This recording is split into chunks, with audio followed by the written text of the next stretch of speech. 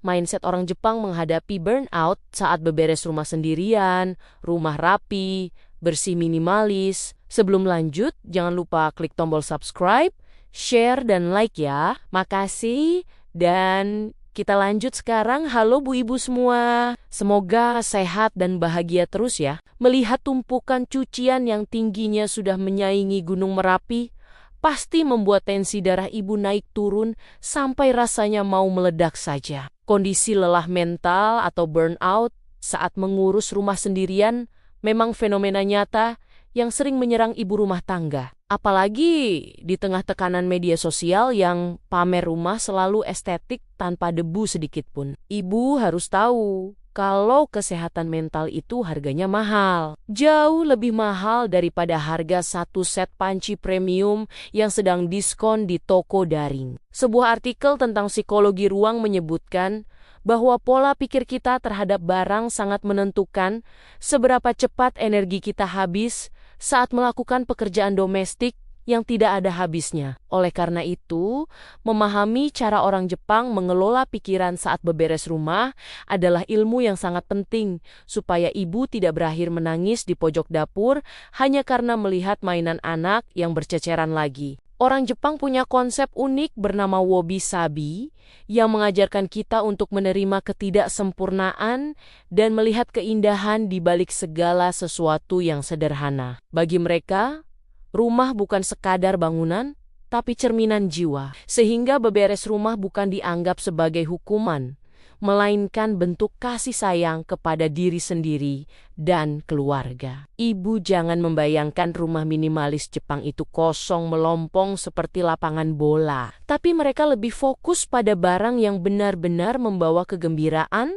atau spark joy. Kalau ibu melihat tumpukan piring kotor di dapur, cobalah sejenak berhenti dan memandangnya dari sudut yang berbeda. Bayangkan bahwa piring-piring itu bukan sekadar pekerjaan rumah yang melelahkan, melainkan bukti nyata bahwa keluarga ibu baru saja menikmati hidangan yang lezat, hangat, dan penuh kasih. Itu adalah tanda bahwa perut mereka kenyang, tubuh mereka ternutrisi, dan hati mereka merasa nyaman berkat masakan ibu yang luar biasa. Tidak semua orang memiliki kesempatan untuk memasak dan menyajikan makanan bagi orang-orang tercinta.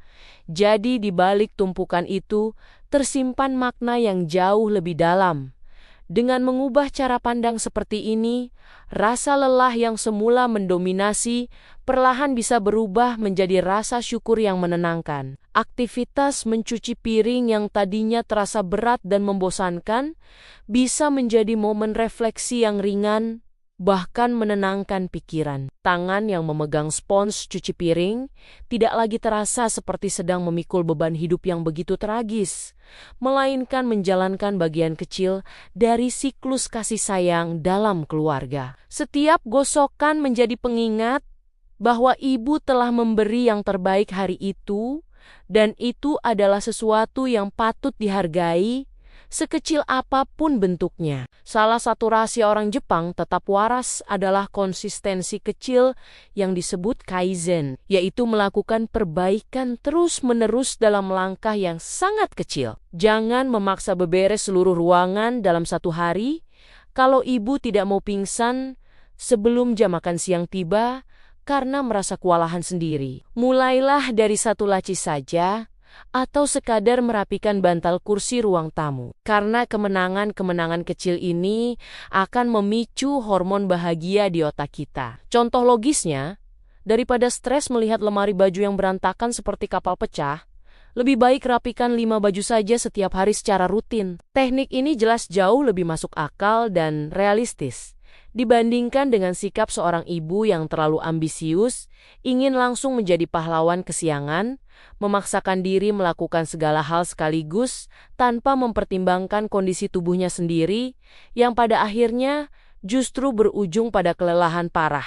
Bahkan sampai mogok memasak selama 3 hari penuh karena punggungnya terasa seperti mau copot dan seluruh badan terasa sakit semua. Selain itu, orang Jepang sangat menghargai setiap benda yang mereka miliki, seolah benda tersebut memiliki nyawa dan perasaan yang harus dijaga dengan baik. Saat ibu melipat baju, bayangkan ibu sedang memberikan pijatan lembut pada kain tersebut supaya mereka bisa membalasnya dengan kenyamanan saat dipakai nanti. Memang kedengarannya agak aneh, tapi memperlakukan barang dengan hormat akan membuat kita lebih hati-hati dan tidak asal melempar barang ke sembarang tempat. Kalau barang diletakkan dengan penuh cinta, otomatis rumah akan lebih awet rapi tanpa ibu perlu berteriak kencang seperti sedang ikut lomba tarik tambang setiap hari. Rumah minimalis bukan sekadar tentang memiliki sedikit barang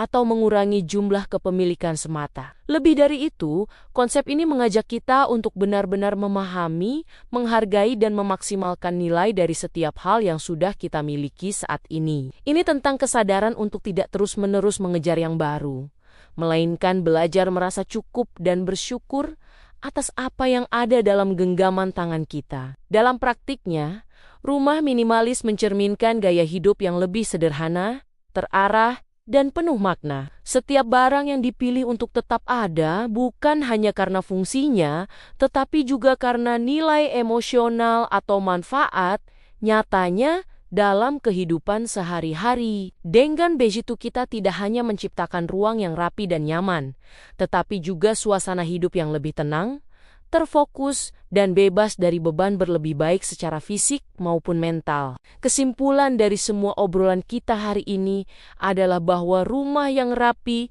dimulai dari kepala yang tenang dan hati yang lapang sebelum tangan mulai bergerak menyentuh sapu. Kadang kita sendiri yang terlalu galak pada diri sendiri dengan memasang standar setinggi langit, padahal tenaga kita hanya setinggi pohon cabai di depan rumah. Ibu harus ingat bahwa debu itu bersifat setia karena dia akan selalu kembali. Tapi waktu luang untuk bernapas dan minum teh dengan tenang adalah kemewahan yang harus diperjuangkan. Marilah kita sedikit lebih santai dan tidak perlu merasa jadi ibu yang gagal hanya karena ada 1-2 kecoa yang numpang lewat di kolong meja makan. Optimislah bahwa dengan mengubah sedikit sudut pandang, aktivitas beberes rumah akan terasa seperti meditasi yang menyegarkan pikiran dan bukan lagi beban yang membosankan. Mungkin besok pagi anak-anak akan menumpahkan susu lagi.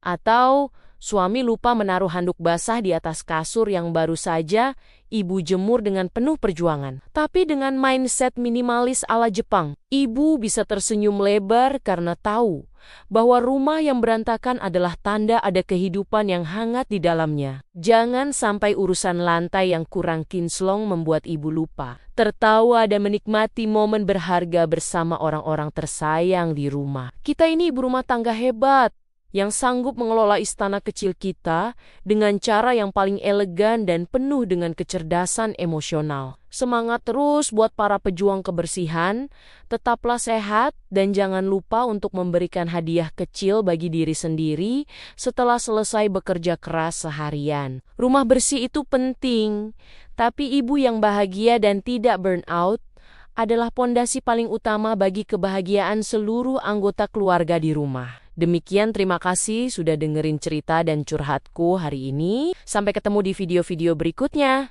Tetap semangat Bu Ibu semua.